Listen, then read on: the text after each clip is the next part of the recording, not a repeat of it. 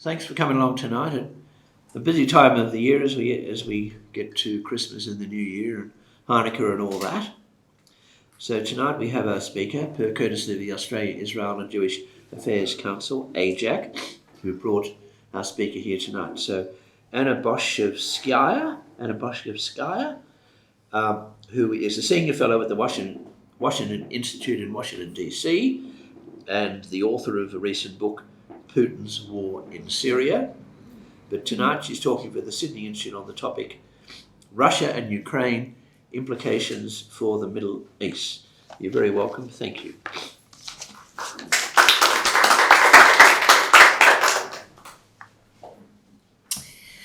Thank you.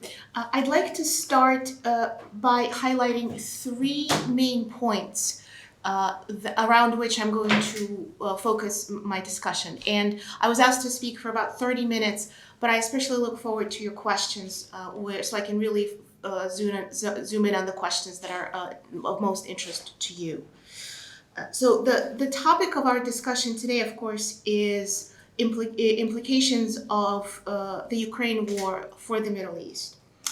But before I start talking about the Middle East, first and foremost, I'd like to highlight that the implications of this war are global. This war is about more than simply Ukraine. This war is about the Russian government's effort to change the global world order. My second point is that the war is far from over. And third, only a decisive victory on the battlefield, that is a Ukrainian victory that gives Russia a loss, that makes Russia lose, will ultimately bring the war to an end. Until Russia faces a defeat on the battlefield, this conflict will not be over. So let me take each one of these points and go into more detail. Here's why it's so important to understand the global implications of this war. Of course, Vladimir Putin does now believe that Ukraine is a real country. The idea that this idea is deeply entrenched, unfortunately, in the Russian ruling elites.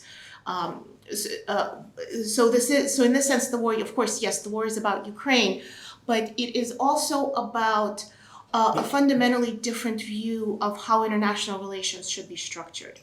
So you see, with the end of the Cold War, when liberalism had triumphed, communism had proven a failure, the West had assumed that his history essentially has ended and Russia was going to transform into a liberal-style Western democracy. But people like Vladimir Putin, and there were a number of them in Russian security services, instead held deep resentment that the United States made their country lose in what was the greatest geopolitical contest of the century. And it's not so much that they wanted communism back; they simply resented that their country lost in a geopolitical battle, and they vowed essentially that they will have another chance. So whereas we assumed that geopolitics no longer mattered, for Russia's ruling elites, geopolitics remained eternal. So you must have heard over the years laments from Russian officials about how the West imposes ideas of a rules-based global order. What is behind this complaint is the idea that the post-World War II system that the United States had led in creating ushered a fundamentally new era, an era where the rights of small nations mattered just as much as the rights of large nations, the idea that sovereignty mattered, whether a country was large or small, but also that there was a limit to what the government can do to its citizens. So what the Russian government is doing right now in Ukraine, but also globally, is pushing back against these fundamental ideas of a rules-based global order. This government wants to do whatever it wants to whoever it wants, be it internally or externally. It's the idea that in fact, Vladimir Putin has a somewhat unnoticed comment. He's quoted on a lot of things, but But he has one quote that not many have highlighted over the years, and that is that very few states have true sovereignty. In fact, when he listed countries that have true sovereignty, of course he included Russia and the United States, it included China and India, but it did not even include Europe, really, European countries.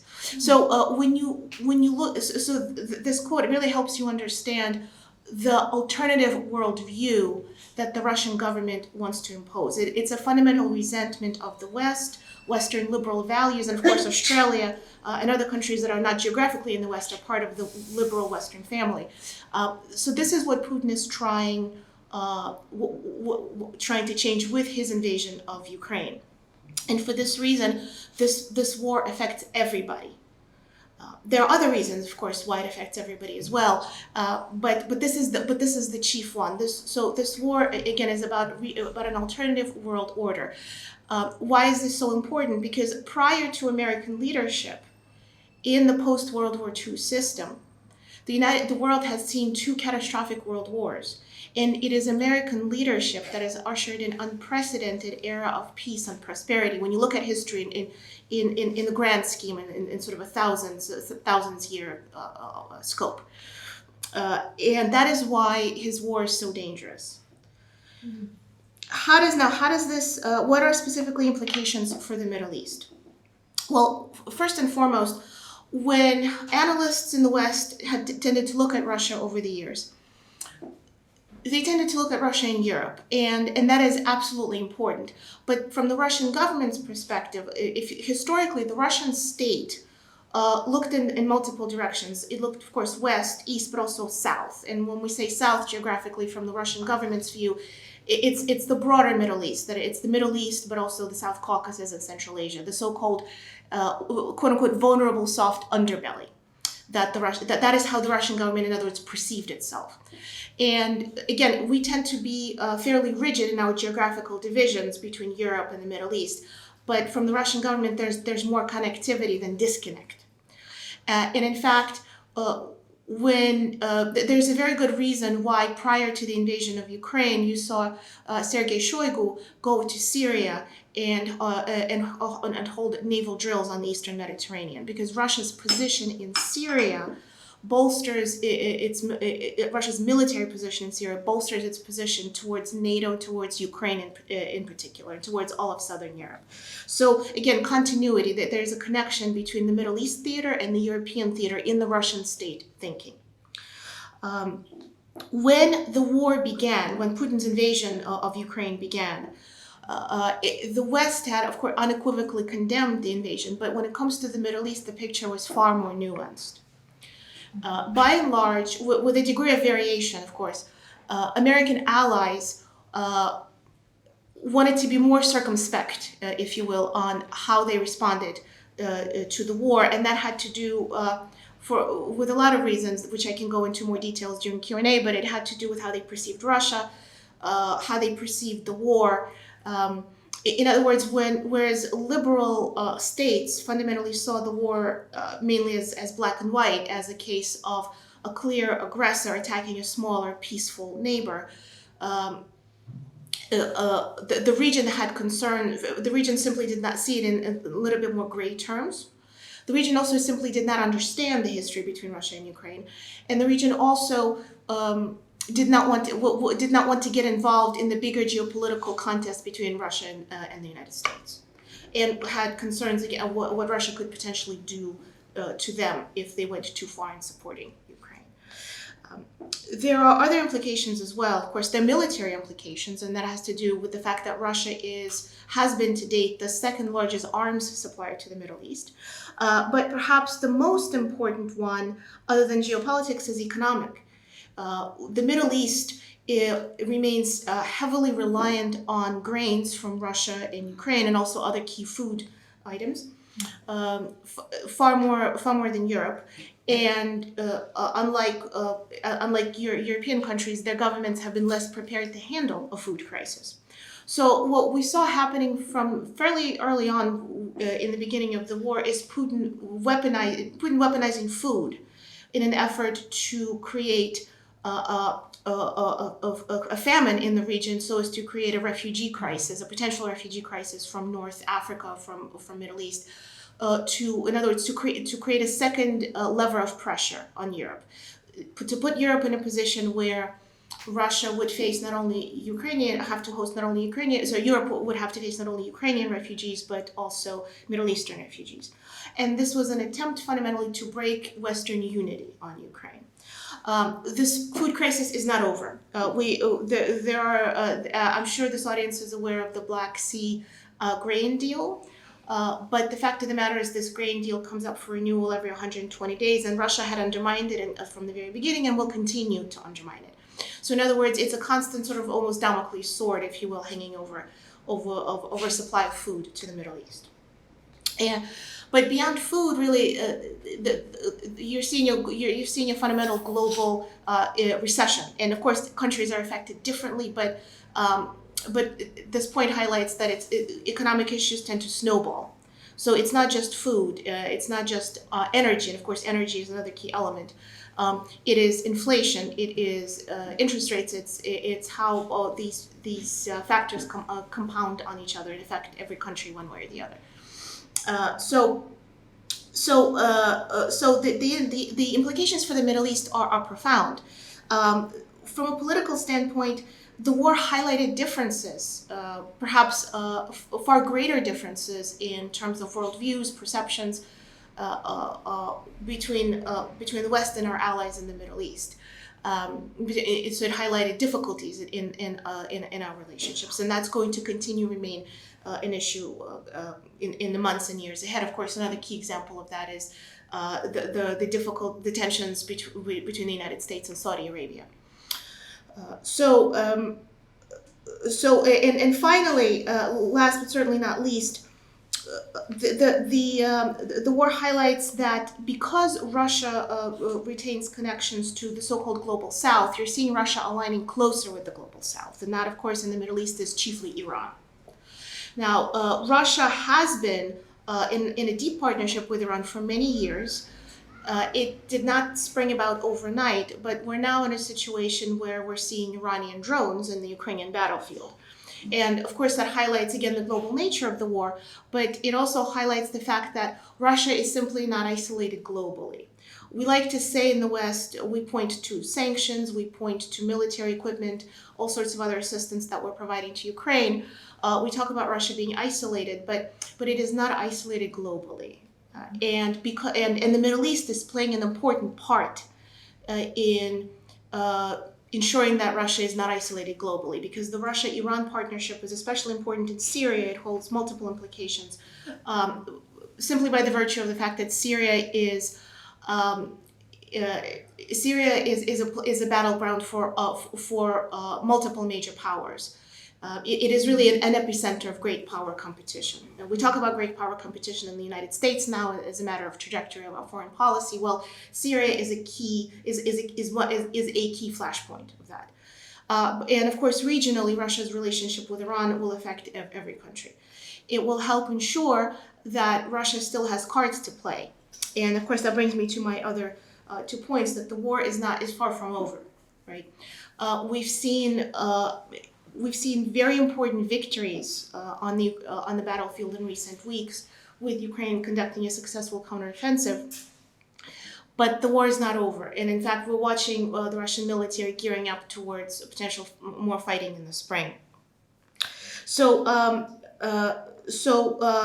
to tie to my previous point, if Russia were isolated globally, if it did not have partners like Iran, like China, and other nefarious actors, it would be a lot easier to bring this conflict to an end in a way that defeats the Russian government, but that we're simply not at that stage yet. And finally, my last point again, only a decisive victory for Ukraine, that is a defeat for Russia, would help bring this conflict to an end. This is important because we tend to look at potential peace deals, as an end in and of itself. But unless Russia at large faces an internal reckoning with itself, in terms of its imperial ambitions, in terms of how it behaved towards its neighbor. The idea, the sort of basically a messianic mission that is driving Vladimir Putin will not be eradicated. And if Russia does not face that defeat on the battlefield, the danger is that even with a potential peace deal, it will only be a matter of time, perhaps 5, 7 to 10 years, that the Russian government will attempt another incursion. And so let me end on this note that we're in a very long-term game of global geopolitics, where the Middle East plays a very important role. Thank you. So many thanks, and once again, thanks to the Israel and Jewish Affairs Council for making this speech possible. So if you just come back here, we've got questions, and I'll just lead off. Now you're just stand here and talk to the camera. Okay. You're a Russian speaker. You read Russian. You understand Russia. Now I'm not putting this as an argument to you. I'm putting this to get your response to it. The idea in some circles that Putin's messianic mission, as you described it, was motivated by the fact that the Western nations went too far to pushing NATO close to the Russian border. Now, as you know, Estonia is not a member of NATO, but Poland is. I think the Baltic states are. Is there anything to that, or would this have happened at any rate? Would Putin have been motivated wherever NATO was, if Poland was in NATO or not? How do you read Putin on that? Yeah, this of course, this point comes up time and time again. The argument goes, had not NATO enlarged after World War II, after the Cold War, Putin would not have felt threatened. I disagree with that view because for several reasons. First, because you can find very early videos of Vladimir Putin in perhaps late 1999, early 2000s, saying that there's no way NATO could be a threat to Russia because Russia is a European country. Second, because every effort was made to bring Russia into the process. There was a special Russia-NATO Council created. And Russia was a member of it until 2014. It was expelled after its illegal annexation of Crimea. But the fact of the matter is, Russia was consulted every step of the way. And in fact, in those very early years, as naive as it might sound today, the idea was that eventually Russia could potentially join NATO. The idea was bringing Russia into this family of liberal nations. The only time NATO's Article 5 was ever used was not against Russia, but in Afghanistan after 9/11. Look, this issue is certainly worth a deeper conversation. If you look at Gorbachev's memoirs, for example, which recently came out, Gorbachev writes that in his view, the West had violated the spirit of some of these post-Cold War discussions, but there was certainly never any promise for NATO not to enlarge. And the underlying issue here is that is a divergent worldview. In other words, as complicated as this topic is, and I realize it's complicated and nuanced, there were countries that asked to join NATO, and those countries had gone through a very rigorous process before to meet certain requirements for NATO membership before they were allowed to join. But look at how this process was framed. Countries asked to join NATO. In other words, but if you listen to the narrative from the Kremlin, it was NATO that asked these countries that brought these countries in, but the process was the other way around. Mm-hmm. And again, the divergence in the worldview is that in a democratic process, you cannot discount other voices. The Warsaw Pact was not a voluntary organization. And I think it's difficult for Russia's ruling elites like Vladimir Putin to understand that it is not that it's not that NATO took other countries as members. It's that those countries asked to join NATO.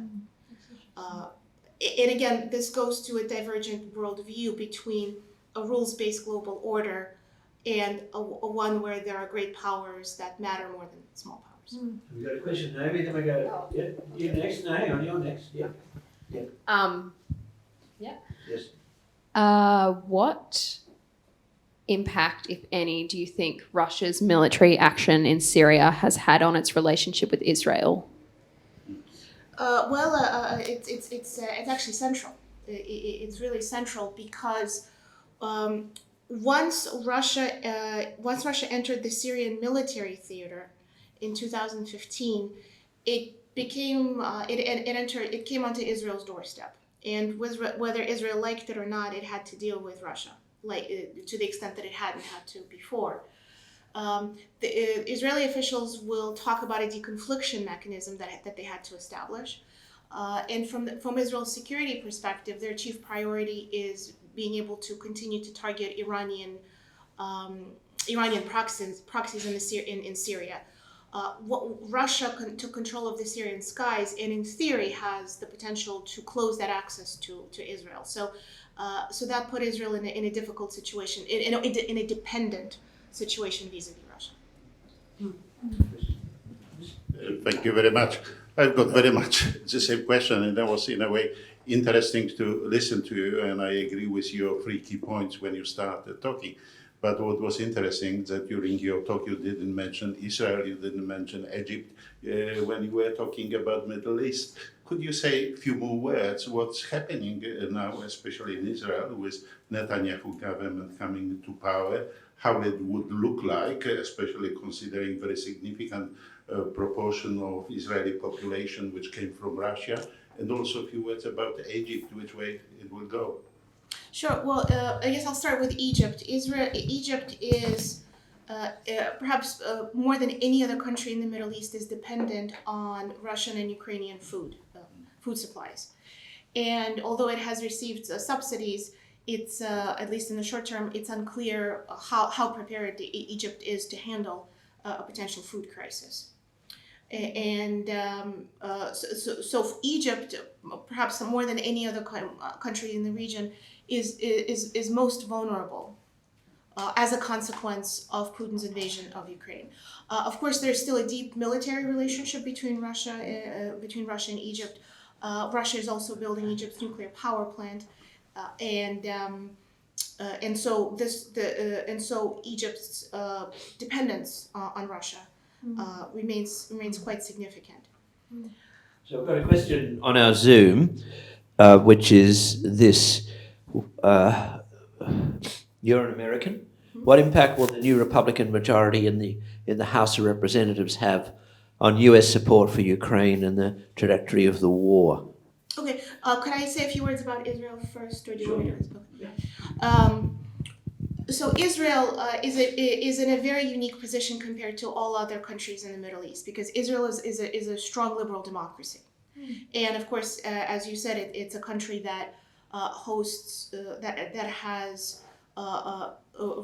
hosts anywhere between, depending on how you calculate the numbers, anywhere between 1 to 1.7 million of refugees or descendants of refugees from Russia, Ukraine, and the former Soviet Union. So Israel has been in a very difficult position since this war began. It's a struggle between trying to maintain values and to remain committed to their security. And of course, Syria, again, going back to my earlier response about Syria, from the Israeli perspective, Iran is their number one existential threat. And from the Israeli perspective, it was always better to have Russia in Syria than Iran. I would argue, and I have argued over the years, the situation is a little bit more complex because, again, Russia and Iran really come as one strategic set. There's no, for years, the Russians had promised that they would limit Iranian presence in Syria, and that simply has not happened. There's also a number of there's still a sizable Jewish population within Russia, and in theory, the Israeli government is concerned that should Israel take a more decisive position in favor of Ukraine, the Russian government would turn off that tap of immigration. And so to be sure, Israeli concerns are legitimate. Their security concerns are legitimate. Having said that, my personal view as an analyst that because Israel was founded on certain values, and because this war affects everybody, it's about a lot more than simply Ukraine. It would that Israel should do more, and perhaps the United States can work closer with Israel to help Israel do more. And certainly, Israel has done a lot when it comes to humanitarian aid, but Israel did not want to arm Ukrainians, again out of concerns of what Russia could do to them. So it's a very difficult, it's a very complex issue, and I know and people fall on different sides of that debate. I'm American, of course, and so I'm coming at it as an American analyst. We've seen this basically since the war in Ukraine. First of all, the Israeli position has evolved based on different leadership that has changed. The Israeli diplomats almost engaged in this sort of rhetorical ballet. There's certainly a diplomatic sort of dance in terms of how they cast their position on Ukraine. With Lapid, for example, condemning the invasion more than his predecessor. Bibi, of course, has a history with Vladimir Putin and is less likely to help. In my view, less likely to do more, precisely because of that his own particular worldview. And so it's a very complex situation. And again, I'm speaking as an American. An Israeli official will tell you, of course, that for their security they simply cannot do more. I'm sorry, I thought you'd finished before. So about the United States House of Representatives, will that affect support for Ukraine, do you think? It's a very important question. There's certainly a vocal minority in the United States that is pushing for reducing support for Ukraine. By the way, it does not come only from the Republican side; it comes from the Democratic side as well. I still think that because this is a minority view, it is unlikely to sway American support for Ukraine. Having said that, there is a danger that a small vocal minority can wield outsized influence.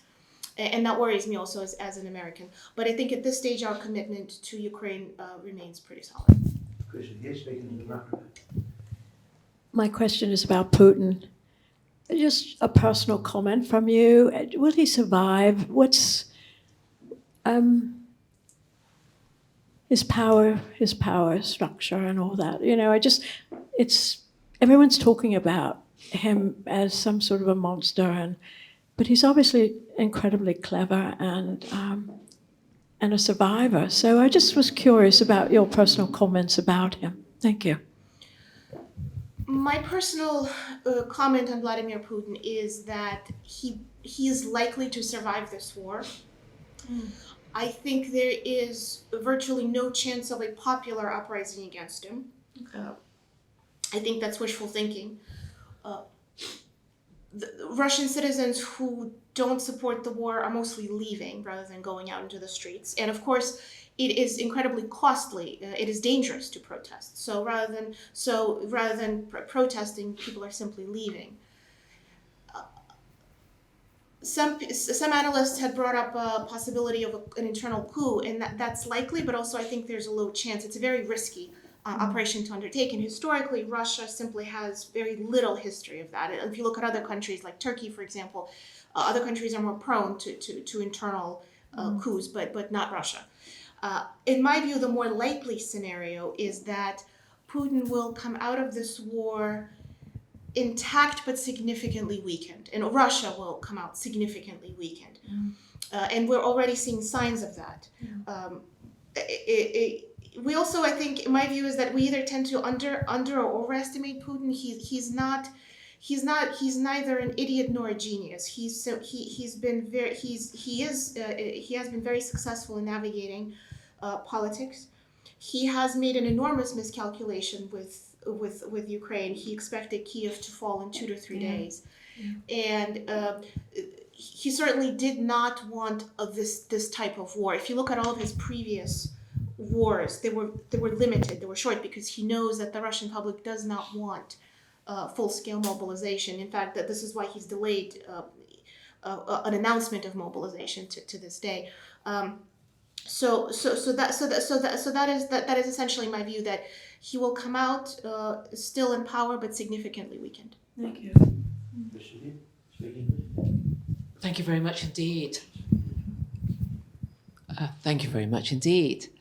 Interested in the role of Turkey and the impact of the Kurdish population, both in Syria and right across that part of Europe. Yeah, Turkey, of course, Turkey is another critical country to discuss. It's a NATO ally, a very difficult NATO ally, of course, one with whom Putin had cultivated an important relationship. And prior to the war in Ukraine, Putin had gathered more leverage over Erdogan than the other way around. And Erdogan was too slow to wake up to that leverage that Putin has built, and it had to do on a number of fronts. Russia's bilateral trade with Turkey was balanced in Russia's favor. Russia started building Turkey's nuclear power plant. Turkish economy depended heavily on Russian tourists. It's a tap that Putin can turn on and off.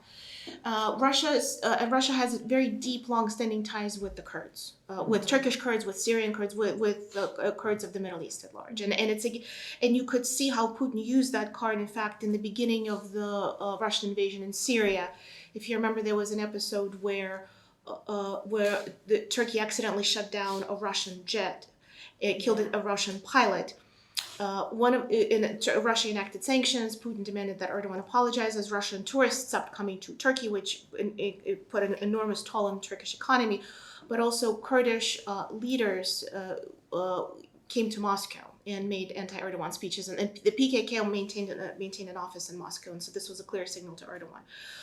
The war, to some extent, has shifted this dynamic for sure. You're now seeing Erdogan playing a much bigger role. You're seeing him acting as an intermediary, along with the United Nations, for example, in signing the Black Sea grain deal. Having said that, the war had also exposed that the Turkish government didn't do things because it was the right thing to do, but rather because it was also extracting concessions from the West. In other words, when you were looking at 2 new NATO members, Turkey wanted concessions in return for its agreement to allow 2 new members in, and so it's a changing situation where on the one hand, the power balance between Russia and Turkey perhaps is being equalized. But Turkey remains a problematic ally to the West as well, and Turkey is playing both sides. Just going back to what you discussed about the grain exports, I wanted to go back to a point in history, or what might be considered history. In the 1980s, the Soviet Union was the largest export market for Australian grain exports. And in that context, it just seemed particularly odd that 30 to 40% of international grain trade is now coming out of 2 post-Soviet countries. And so I was just wondering if you could speak to that. Given that there are, with so much time, I was wondering if I could ask another question. Well, let's do one. Okay, fine. Yeah, well, I think your question highlights something important about Russia and Vladimir Putin. And that is that for years, Western analysts, Western officials tended to look at Putin as a mere opportunist, not a strategist. And I'm very uncomfortable with that dichotomy because, first of all, usually nobody is one thing or another. And in my view, as an analyst, there was a strategy that Putin followed. It's just that it was not a strategy the way the West defines strategy. But when Western governments talked about Putin's Russia, when Western analysts talked about Putin's Russia, they highlighted that Russia has nothing to offer to the world other than energy. And that Russia's economy was the size of Italy. You could bring all sorts of statistics that highlighted that Russia was, by all of these metrics of population, by GDP, was not a great power.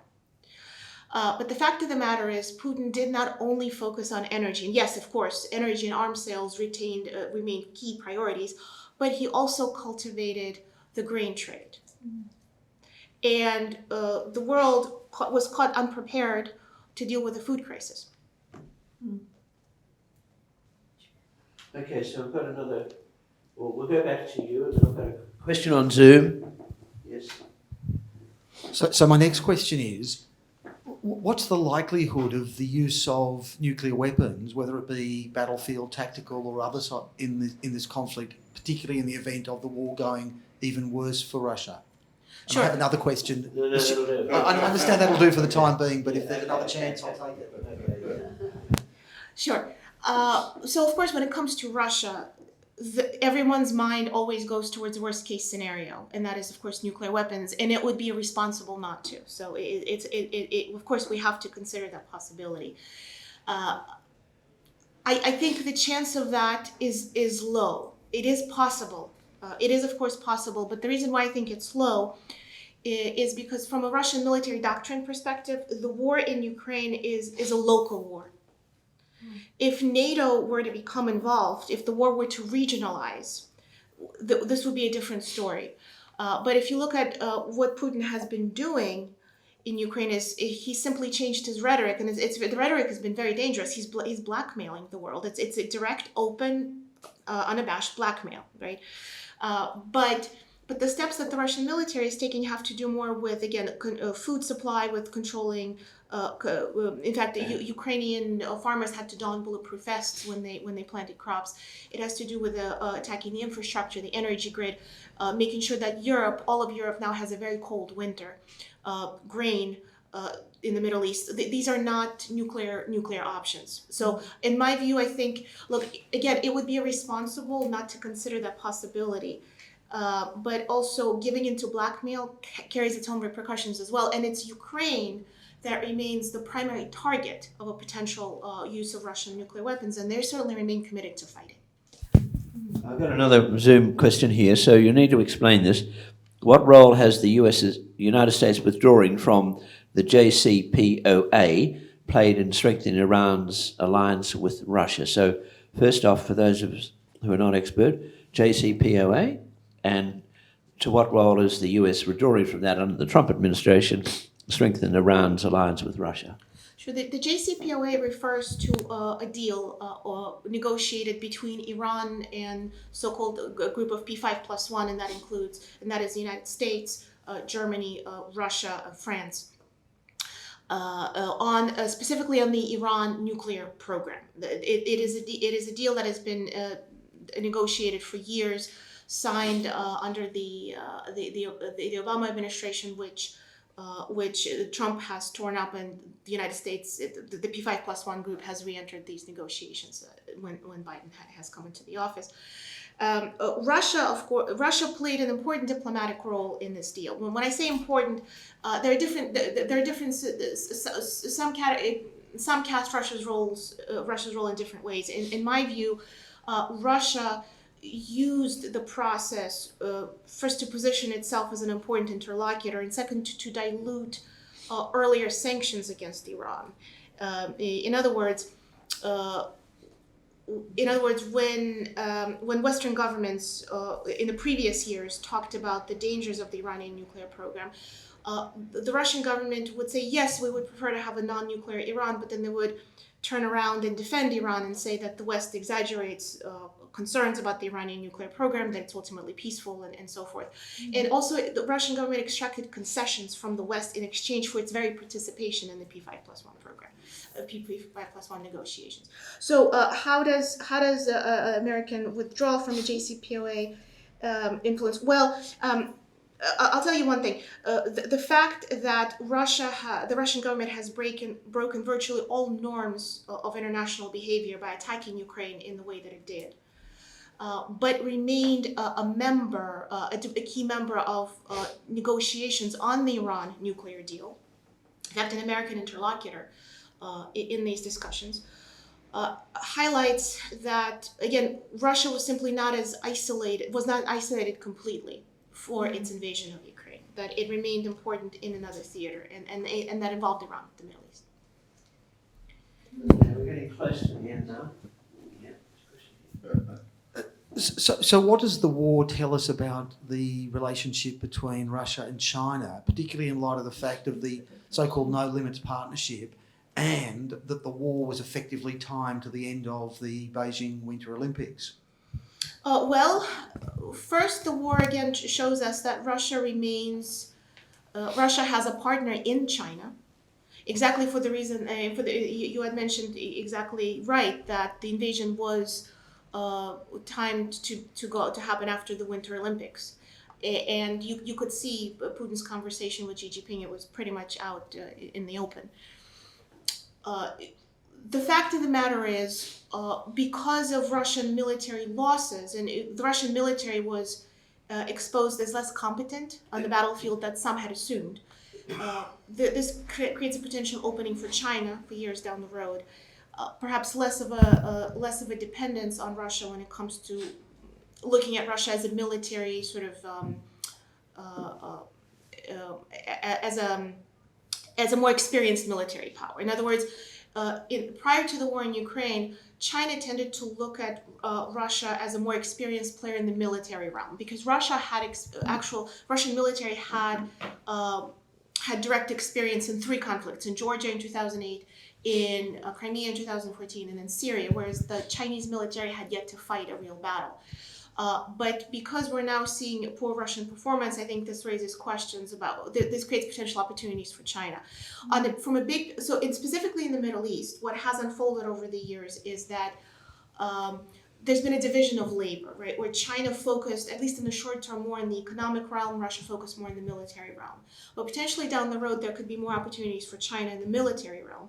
More globally, Russia has, without admitting it, has a de facto accepted a junior position vis-a-vis China, because its resentment of the West is its overriding priority. However, Russia will never accept long-term being second to anyone, and that raises, again, long-term questions about where this relationship will be. Final question. Just go back to the second question you got, and relates to the book you've written on Putin's war in Syria. You've said you think the war will be a long time before it ends. So tell us how it ended in Syria. It essentially ended in Syria, didn't it? I'm not an expert, of course, with Russian planes bombing Syrian targets and or civil war targets, and using shelling and artillery to destroy the joint. I mean, that sort of worked in Syria, did it? And can that destroying the joint work in Ukraine? So, yes. I think top points to know in the interest of saving time about Putin's war in Syria. When Putin went into Syria, President Obama, but also other Western leaders, had fundamentally misunderstood what the war was about. It was about chiefly it was about the American global, or the U.S.-led global order, and it was about preventing the United States from toppling another dictator and establishing a strategic position on the Eastern Mediterranean. President Obama famously said that Russia would find itself in a quagmire in Syria. That is, it would overreach, much like the Soviet Union had overreached in Afghanistan, a situation that became a drain on resources and arguably had contributed to the fall of the Soviet Union.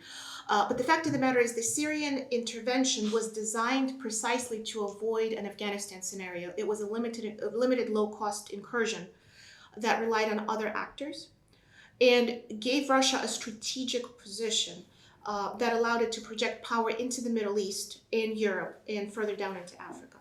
Last thing, the other thing to know about the war in Ukraine is that because Putin got away with his intervention in Syria, because he saved one of the worst dictatorships in the world from an imminent fall, the region saw that, the Middle East saw that, the world saw that, and whether they liked Russia or not, they understood that they had to deal with Russia going forward, and that the West was weak, because the West said Assad must go, but it did nothing to make that happen. In a broader picture perspective, think about it. Georgia 2008, Crimea 2014, Syria 2015. Putin never paid a price for his military interventions. If you add to that the debacle of American withdrawal from Afghanistan and how the United States handled the withdrawal from Afghanistan, it contributed to hubris, to belief that he will get away with invading the largest country in Europe and making it over in 3 days, much like he did in 2015 in Syria, much like it happened in Crimea in 2014. So weakness is a very poor deterrent. Many thanks. It's a good point to end on. Thanks, Anna Borshchevskaya, for a very informative discussion tonight on a very complicated issue. We've run through Eastern Europe, the Middle East, the United States, and more besides, and in a way that we could all understand here, although we're not experts on the topic, which is exactly what we wanted.